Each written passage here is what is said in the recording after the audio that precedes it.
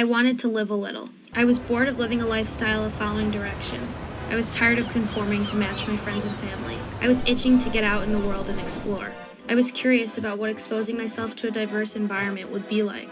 I wanted to do something outside the box. I wanted to hear new stories and meet people from various backgrounds.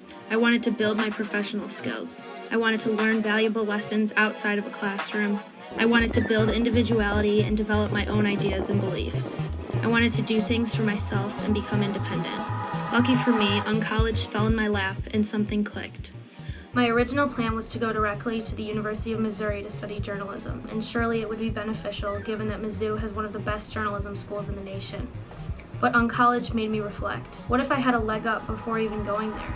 What if I could get hands-on experience with journalism, such as an internship or at least shadowing publications? What was stopping me from taking an opportunity to learn outside of a classroom? I finally started forging my own path and stopped following directions. Uncollege provided me with an opportunity to create a new lifestyle where I got to decide where to go next. In the last 5 months, I've been to 3 new countries, which are all drastically different from one another. I got to witness the Hindu ceremonies in beautiful temples in Indonesia.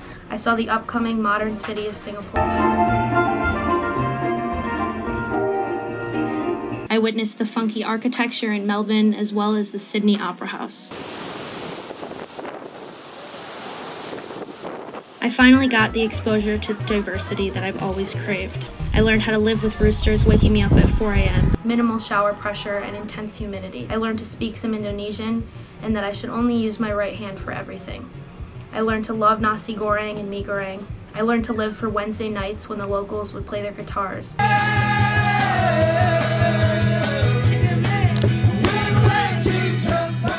And I learned that living with less made me appreciate more. Here I feel like I've had guidance towards the kind of person I want to be, not only in the workforce, but also as an individual.